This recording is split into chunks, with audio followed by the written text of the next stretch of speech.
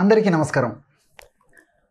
మనం ఈ వీడియోలో చాలామంది పురుషులను వేధించేటువంటి సర్వసాధారణమైపోతున్నటువంటి సమస్య అయినటువంటి సెక్స్ సమస్యలు అనేటువంటి అంశాన్ని గురించి, ఆ అంశానికి సంబంధించి పరిష్కార మార్గాల గురించి తెలుసుకోబోతున్నాం. పురుషుల్లో సెక్స్ సమస్యలు ఉన్నప్పుడు భాగస్వామితో చెప్పుకోలేరు, డాక్టర్లతో చెప్పుకోలేరు, స్నేహితులతో చెప్పుకోలేరు, బంధువులతో చెప్పుకోలేరు.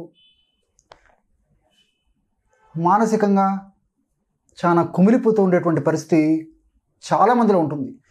కొద్దిమంది మాత్రము కనీసం స్నేహితులతో చెప్పేటువంటి పరిస్థితి కానీ, భాగస్వామితో చెప్పేటువంటి పరిస్థితి కానీ, డాక్టర్లు చెప్పేటువంటి పరిస్థితి కానీ ఉంటుంది.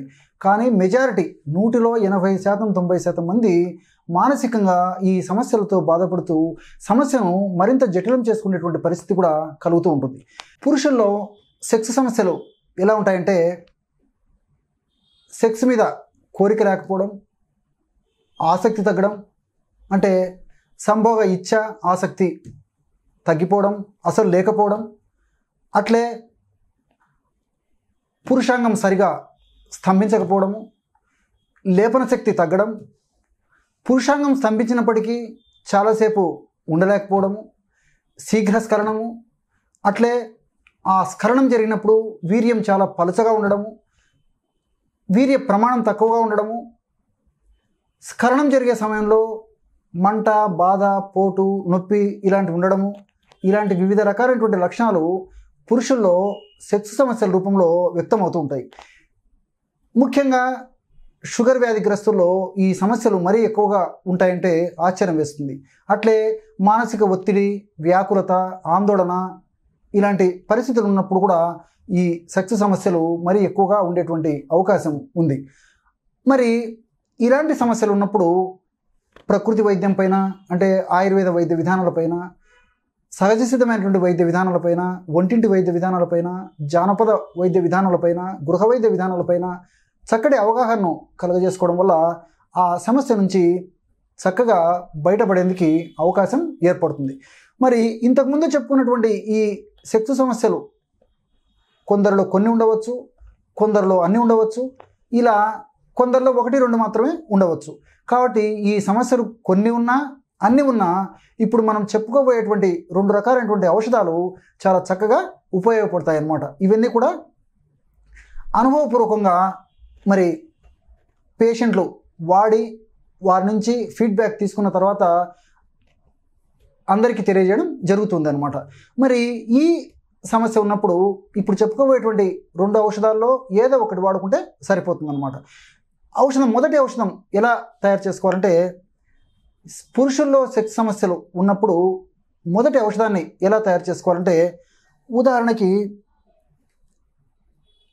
మొట్టమొదట నల్ల నువ్వులు తీసుకోండి. నల్ల నువ్వుల గురించి ప్రత్యేకంగా పరిచయం చేయనక్కర్లేనటువంటి దివ్యమైనటువంటి ఆహార పదార్థం, పోషక విలువలు గల ఆహార పదార్థం.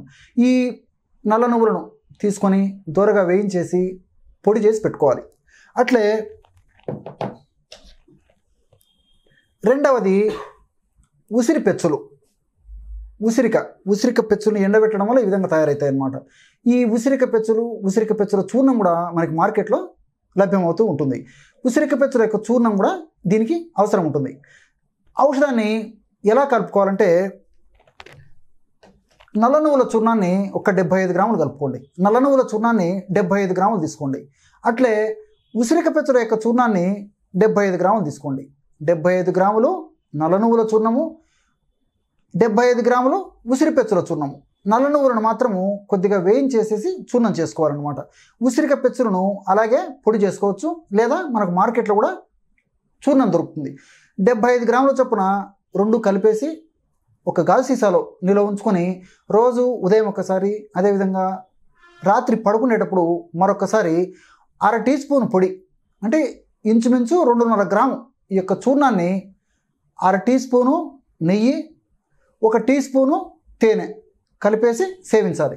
ఈ విధంగా క్రమం తప్పకుండా రోజు 2 సార్లు పూటకి 2.5 గ్రాము, అంటే 1/2 టీ స్పూన్ పొడిని నెయ్యి తేనె కలిపి సేవించడం వల్ల అతి త్వరలోనే ఆ పురుషులకు సంబంధించినటువంటి సెక్స్ సమస్యల్లో చాలా చక్కటి పరిష్కారం దొరుకుతుంది.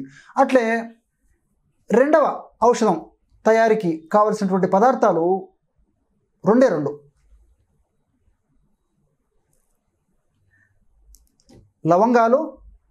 లవంగాల్లో కూడా పురుషులకు సెక్స్ సంబంధించినటువంటి సమస్యలు తగ్గేందుకు ప్రకృతి చాలా చక్కటి ఔషధ గుణాలని రసాయన పదార్థాలని నిక్షిప్తీకరించి ప్రసాదించడం జరిగింది. చూసారు కదా లవంగాలు.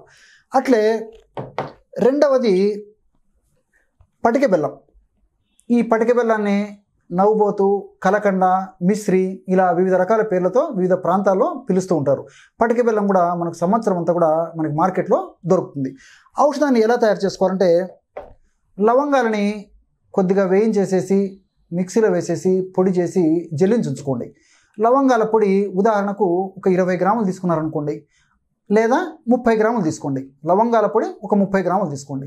అట్లే పటిక బెల్లం పొడి ఒక 30 గ్రాములు తీసుకోండి. ఈ రెండింటిని బాగా కలిపేసి ఒక గాజు సీసాలో నిల్వ ఉంచుకొని రోజు ఉదయం ఆహారానికి 1 గంట ముందు ఒకసారి, రాత్రి పడుకునేటప్పుడు మరొకసారి ఈ యొక్క ఔషధాన్ని సేవించాలి. ఎలా సేవించాలంటే ఒక 100 మిల్లీలీటర్ల గోరువెచ్చని పాలు తీసుకోండి. ఇవి 100 మిల్లీలీటర్ల గోరువెచ్చని పాలు ఈ విధంగా తీసుకొని ఇందులో 1 గ్రాము లవంగాల పొడి, బాగా గుర్తుపెట్టుకోండి. ఈ యొక్క లవంగాల పొడిని ఎక్కువగా వాడకూడదు అనమాట. 1 గ్రాము వరకు తీసుకోవాలి. అంటే ఉదయం 1 గ్రాము, రాత్రిపూట మరొక గ్రాము, ఈ విధంగా తీసుకుంటే సరిపోతుంది. లవంగాల పొడి, పటిక బెల్లం పొడి కలిపి తయారు చేసినటువంటి మొత్తం చూర్ణాన్ని 1 గ్రాము ప్రమాణం తీసుకోవాలి.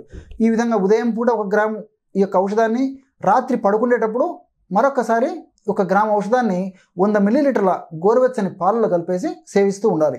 ఈ విధంగా క్రమం తప్పకుండా రోజు 2 సార్లు ఈ యొక్క ఔషధాన్ని ఈ పద్ధతిలో సేవించడం వల్ల కూడా పురుషుల్లో వివిధ రకాలైనటువంటి హార్మోన్లు, ముఖ్యంగా టెస్టోస్టెరాన్ ఇలాంటి హార్మోన్ల ఉత్పత్తి బాగా జరిగి మరి ఆ యొక్క పురుషులకు సంబంధించినటువంటి సెక్స్ సమస్యలకు చాలా చక్కటి పరిష్కారం దొరుకుతుంది. ఇక్కడ మీకు మరొక సందేహం కూడా రావచ్చు. మరి డాక్టర్ గారు 2 రకాల మెడిసిన్స్ ఔషధాలు చెప్పారు, రెండిట్లో ఏదో ఒకటి వాడమని చెప్పారు. మరి రెండింటిలో కూడా మరి మొదటి ఔషధంలో తేనె నెయ్యి ఉన్నాయి, రెండో ఔషధంలో పటిక బెల్లం ఉంది, షుగర్ పేషెంట్స్ వాడవచ్చు అని చెప్పేసి కొంతమందికి సందేహం రావచ్చు. ఇలాంటి వాళ్ళు మాత్రము కేవలము ఆ తేనె నెయ్యి మినహాయించి మిగిలిన వాటిని కప్పు గోరువెచ్చని పాలల్లో కలిపేసి తీసుకోవచ్చు. అట్లే లవంగాల పొడిని పటిక బెల్లం కలపకుండా కప్పు గోరువెచ్చని పాలల్లో కూడా 1 గ్రాము ప్రమాణం వరకు సేవించవచ్చు. ఈ విధంగా పరిస్థితిని బట్టి వాళ్లకు మధుమేహం వ్యాధి లేకపోతే ఈ పద్ధతిలో, నేను చెప్పిన పద్ధతిలో వాడుకోవచ్చు. మధుమేహ వ్యాధిగ్రస్తులు మాత్రము నెయ్యి, తేనె, పంచదార లేదా పటిక బెల్లం ఇలాంటివి ఎక్కువ కాలం వాడడం శ్రేయదాయకం కాదు. కాబట్టి వాళ్ళు ఔషధాన్ని అలాగే కప్పు గోరువెచ్చని పాలలో కలిపేసి సేవించవచ్చు అన్నమాట. ఈ విధంగా క్రమం తప్పకుండా వారి పరిస్థితిని బట్టి ఈ యొక్క ఔషధాన్ని వాడుకోవడం వల్ల, రెండింటిలో ఏదో ఒక ఔషధాన్ని వాడుకోవడం వల్ల ఆశాజనకమైనటువంటి ఫలితాలు, చాలా సంతృప్తికరమైనటువంటి ఫలితాలు తప్పకుండా కలిగేటువంటి పరిస్థితి ఏర్పడుతుంది. చూశారు కదా, మనం ఈ వీడియోలో పురుషుల్లో ఉండేటువంటి సాధారణమైనటువంటి సెక్స్ సమస్యలు అనేటువంటి అంశానికి సంబంధించి, మరి ఆ సమస్యలు ఉన్నప్పుడు మనకై మనం తయారు చేసుకోదగ్గ క్షేమదాయకమైనటువంటి గృహవైద్య విధానాలు, ఎలా వాటిని తయారు చేసుకొని ఉపయోగించుకొని సద్వినియోగం చేసుకొని ఆ సమస్య నుంచి బయటపడాలో తెలుసుకున్నాం కదా. మరొక వీడియోలో మరొక అంశంతో మళ్ళీ కలుద్దాం. అంతవరకు నమస్కారం.